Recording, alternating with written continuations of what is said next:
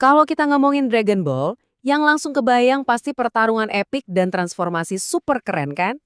Tapi, gimana kalau saya bilang, di balik itu semua, ada cerita tentang pergeseran nilai-nilai sebuah bangsa. Yuk, kita bedah makna tersembunyi dari Dragon Ball.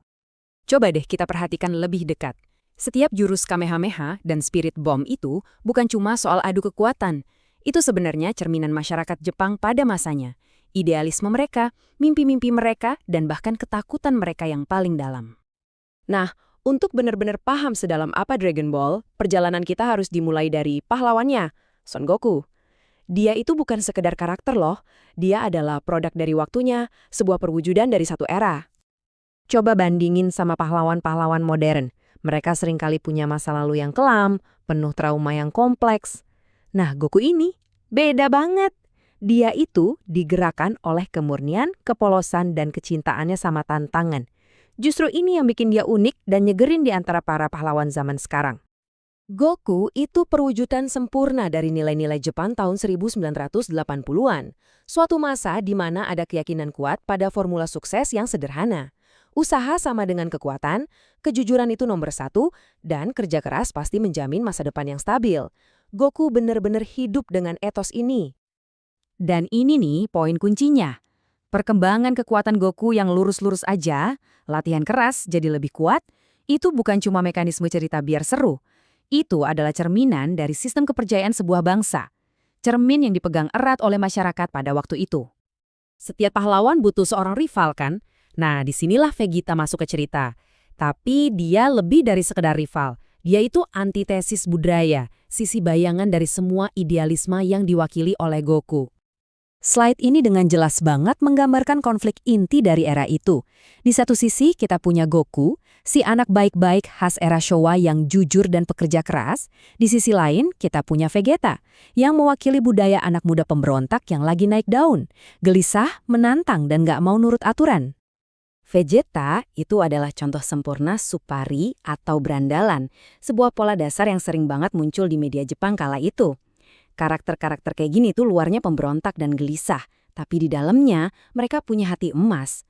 Kompleksitas inilah yang bikin Vegeta jadi karakter yang begitu menarik.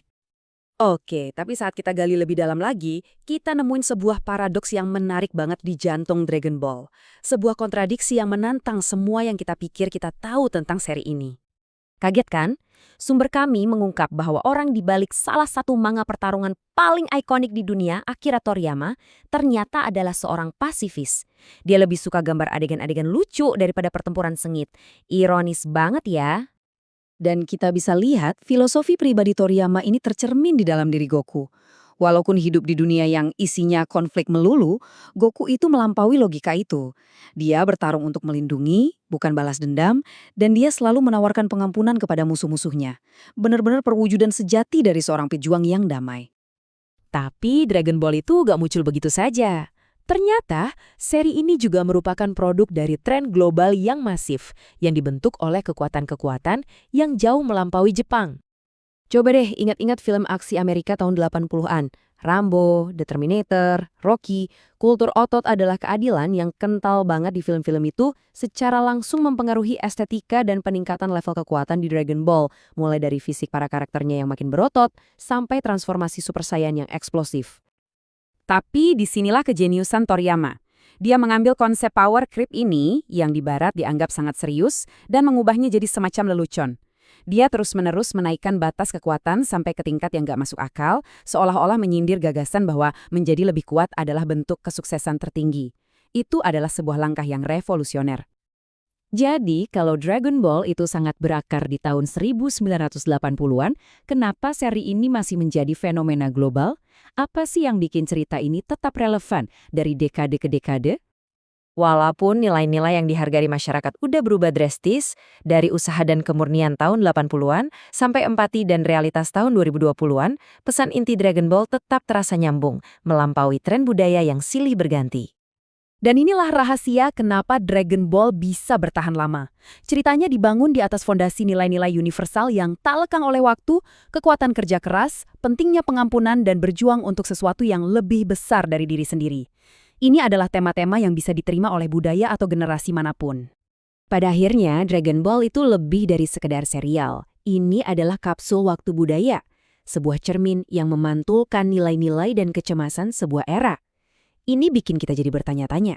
Cerita-cerita kita saat ini kira-kira akan bilang apa ya tentang kita kepada generasi mendatang? Apa yang mereka cerminkan tentang siapa kita dan apa yang kita yakini?